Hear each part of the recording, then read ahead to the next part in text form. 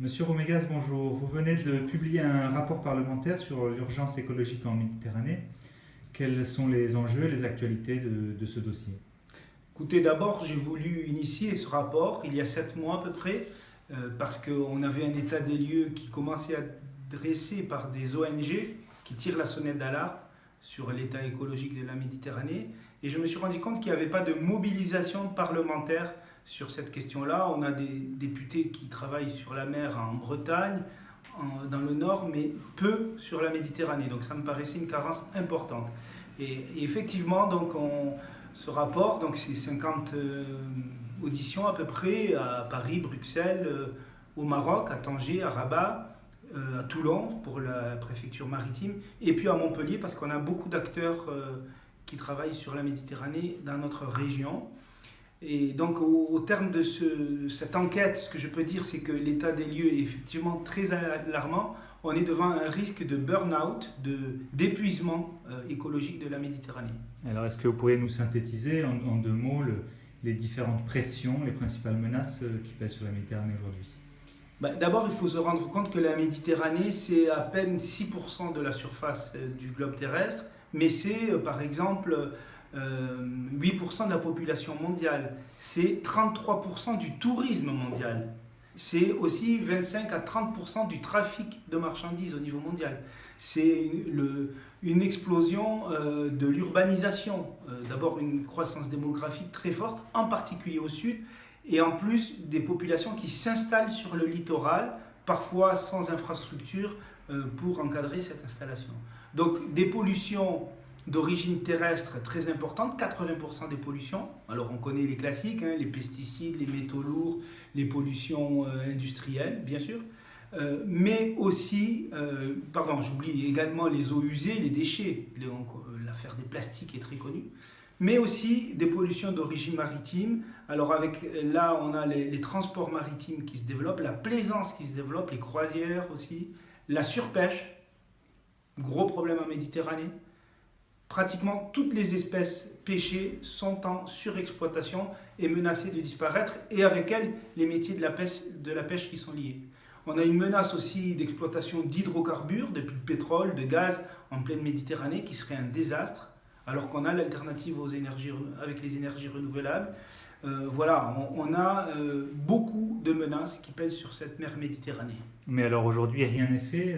Que font les politiques publiques sur ce sujet? Non, on ne peut pas dire que rien n'est fait. D'abord, il y a un arsenal juridique européen avec plusieurs directives. La directive Natura 2000, par exemple, qui s'applique sur le littoral et en milieu marin. On a une directive stratégie marine, on a une directive occupation de l'espace maritime. Bon, on a plusieurs directives, mais il faut bien voir que d'une part, elles ne s'appliquent vraiment de façon contraignante qu'aux pays membres de l'Union, c'est-à-dire aux pays de la rive nord, plus à quelques pays candidats à intégrer l'Union européenne, je pense à l'ex-Yougoslavie.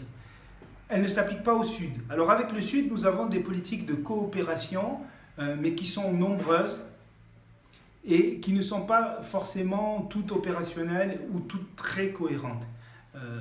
Et donc il faut relancer à la fois l'application des politiques européennes et à tout prix renforcer cette coopération pour avoir, je dirais, la première proposition que nous ferions, c'est cela, rendre cohérente la gouvernance de l'écologie de la Méditerranée dans beaucoup de domaines. Et au-delà de cette question de gouvernance, quelles sont vos autres propositions? Le deuxième secteur de coopération qui paraît fondamental, c'est la recherche sur les enjeux écologiques. Par exemple, sur la pêche, on a besoin de l'appui des scientifiques pour connaître les stocks et bien les gérer, avoir les mesures appropriées. C'est vrai aussi pour les aires marines protégées, c'est-à-dire les espaces donc, de protection, les espèces de parcs marins que nous créons, qui sont assez nombreux, mais parfois un peu vides de contenu. Et il faut les renforcer, c'est-à-dire qu'il y ait des contraintes liées à ces aires marines protégées, et puis des moyens de contrôle. Et là, c'est les moyens qui font défaut. Donc il faut des aires marines renforcées et avec les moyens nécessaires. Il faut enfin abandonner toute idée d'exploitation d'hydrocarbures, parce que ce serait catastrophique en Méditerranée si nous avions une marée noire comme on a connu par exemple dans le golfe du Mexique. Et il faut préférer évidemment les énergies renouvelables.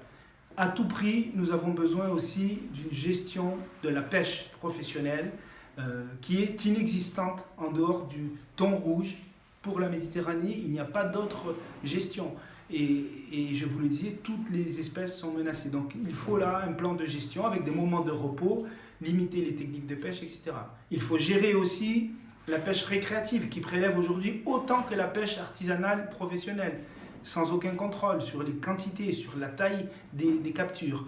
Il faut également renforcer la sécurité du trafic maritime, car on a des navires qui ne sont pas toujours contrôlés, qui polluent, qui rejettent des eaux de ballast, qui font du dégazage, qui polluent l'air, bon, etc. Donc on a des mesures de contrainte et de gestion du trafic maritime avec des zones parfois très très chargées, très dangereuses, où il faut contrôler.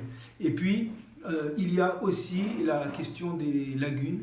Je disais 626 lagunes tout autour de la Méditerranée. Ce sont des zones tampons entre la terre et la mer qui jouent un rôle très important du point de vue écologique pour la reproduction des espèces, pour le risque d'inondation, dans le cadre du réchauffement climatique, parce que n'oublions pas que la Méditerranée est aussi un des hotspots du réchauffement climatique, avec des menaces sur le littoral, des menaces sur la qualité des eaux aussi.